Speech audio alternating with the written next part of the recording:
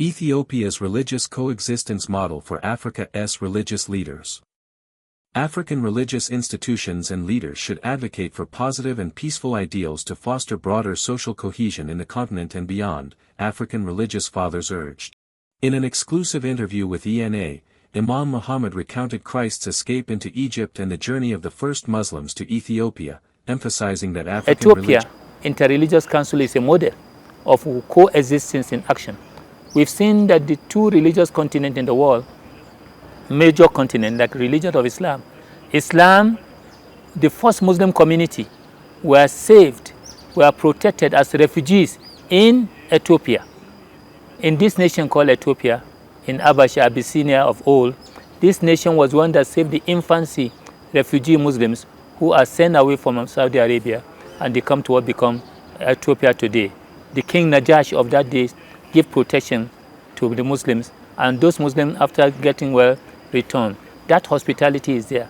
It's also the same happened to Christianity. The infant Jesus, when he was persecuted in Mecca, the mother was persecuted.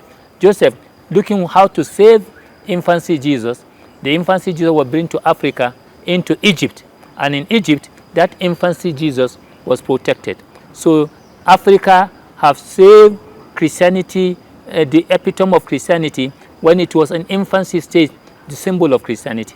Africa have saved the symbol of Islam when the refugees come over, the first immigrant, the first family who become refugees. So therefore, what we are saying, that spirit that we have at Najashi, that spirit in Ethiopia, we must revive those spirit on the continent of Africa to make everybody feel he's safe at home.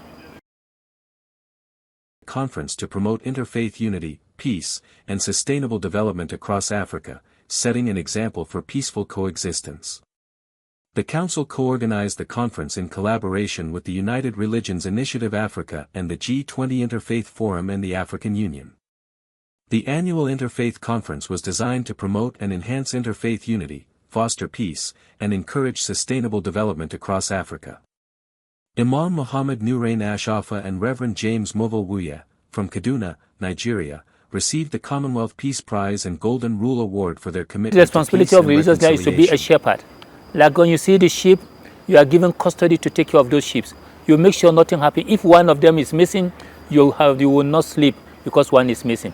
Today, our religious leaders must take up that responsibility of shepherd in high esteem. They must not be politically partisan. They must not be ethnically biased.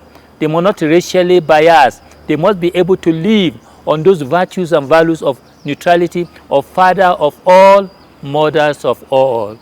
Meaning, they say brothers of all and enemy of none.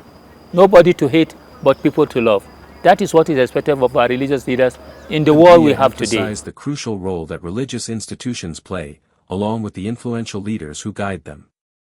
These institutions are essential to foster peace and reconciliation within communities affected. Together as African religious leaders, we can promote peace in Africa, and being here in Ethiopia, the center of the African Union, we want to contribute our quota to the peace in Africa, and also to say we have come to learn from Ethiopia the peace, the religious harmony that is on the ground. We are really happy to be here.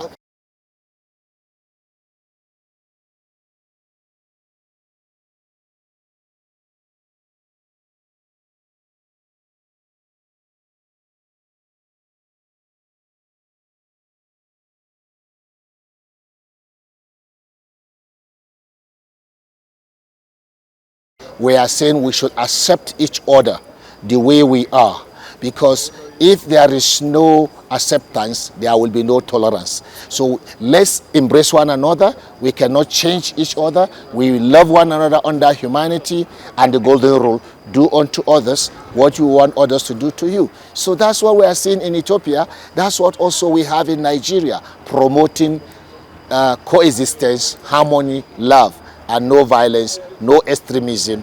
It is not allowed in Africa. Our religious leaders must be in the forefront of educating the people.